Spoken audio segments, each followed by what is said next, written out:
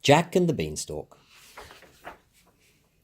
Once upon a time there was a boy named Jack who lived in a small cottage with his mother. The only possession they had in the world was a cow named Milky White, whose milk they sold at the market. But one day Milky White stopped giving milk, and Jack's mother told him to sell her so they could get some money for food. The next morning on his way to the market, Jack met a strange old man who proposed a swap. Milky White for a handful of beans. But they're not just any beans, the man told Jack. They're magic. Jack knew he had to have them. If they don't grow, the old man said, I'll give you your cow back and we'll throw in a free bag of cow manure for your trouble. That sealed the deal, and they made the exchange. Once he was around the next bend, the old man let out a whoop. He couldn't believe his luck. Ever since he'd eaten one of those awful beans, he had had terrible pains in his stomach. He'd been coughing up leaves, and shoots had begun growing out of his ears. When Jack arrived home, he proudly showed his mother the beans and told her of the special deal he had made with the old man. His mother took the beans and looked at them. "What?" she exclaimed. "How could you be so foolish as to give away our Milky White for a handful of beans?" And with that, she threw the beans at Jack, and they bounced out the window. To Jack's delight, when he awoke the next morning, he saw that the beans had grown in the night. They'd formed a beanstalk that climbed up and up until it vanished into the clouds. Jack ran into the garden to take a closer look. I wonder where it ends, thought Jack. I bet I could easily climb it and see. So he took a firm hold and began to climb, higher and higher into the sky. At the top, he found himself beside a cobbled road that led to an enormous castle. Jack stood still with his mouth gaping open. He couldn't believe his luck. "You there, stop!" Jack turned around and saw a woman rushing towards him. "Do not go near the castle. A monstrous giant lives there, who has stolen many treasures from the folk who live in this land. He eats children like you for breakfast." Now, Jack wasn't the brightest boy in the world, and he had never been in a castle before, so he ignored the woman and continued up the road. When Jack arrived at the castle, he knocked on the door, and it was opened by the biggest, tallest woman Jack had ever seen. She was, in fact, a giantess. Jack cleared his throat. "Good morning, ma'am," he said politely. "Would you be so kind as to spare a poor boy some breakfast?" The giantess had always liked children, so Jack was soon sitting at her table eating porridge out of one of her thimbles. Just as he had finished his last spoonful, the house began to shake. "Oh no," cried the giantess.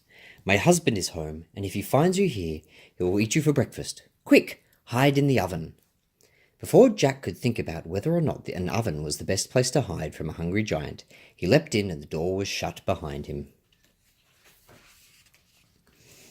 The giant thumped into the room and stopped abruptly, sniffing the air.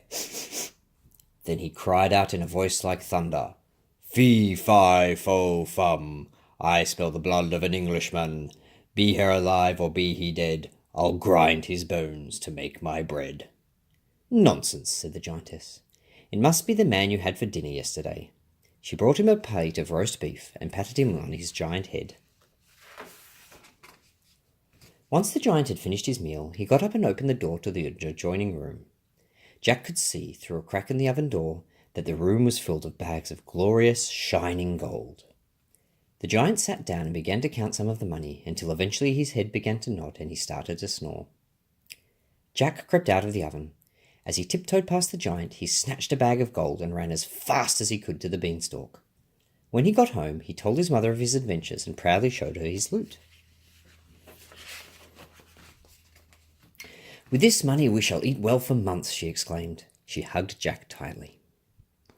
Encouraged by his mother's reaction, Jack woke up the next morning and climbed the beanstalk again. Once he reached the top, he ran past the woman. Again, she tried to warn the silly boy, and went straight to the castle door and knocked.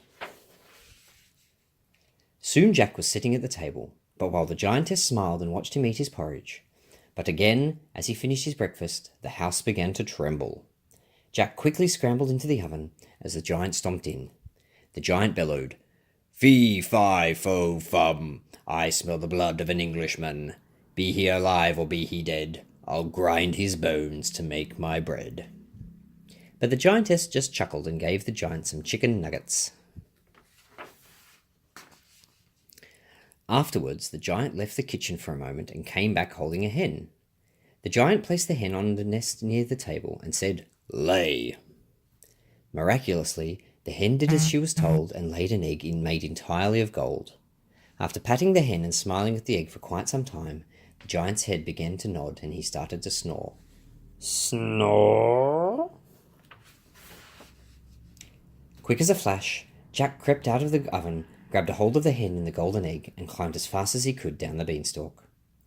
When he got home, he proudly showed his mother the giant hen, and she marvelled at the magnificent, solid gold egg. The next morning, Jack was up at the beanstalk before the sun had risen. Once again, as Jack was eating porridge, the house began to shake, and Jake climbed into the oven. The giant came in, bellowed something about an Englishman, and ate his lamb wrap. Then he got up and left the room for a moment, returning with a beautiful antique harp. The giant put the harp on the table and said, "Sing!" At once, the golden harp came to life and began to sing beautifully. It sang until the giant's head began to nod and he began to snore. "Master, master!" Jack crept out of the oven and snatched the harp from in front of the sleeping giant. But as he did, the harp cried out, "Master, master!" and the giant instantly awoke. Jack ran as fast as he could back to the beanstalk with the giant close behind. He scrambled down quickly, and when he reached the bottom, his mother grabbed an axe and hacked at the beanstalk until it came tumbling down. The terrifying giant came crashing down with it, never to eat any Englishmen or to steal from anyone ever again. Scared out of his wits, Jack promised his mother that he would never make silly market deals again. But one day, on his market to sell his golden eggs and show his golden harp, Jack met a strange old man who made him an irresistible offer. And, in exchange for his hen and his harp, Jack would become the proud order of a horse that the man assured him could fly.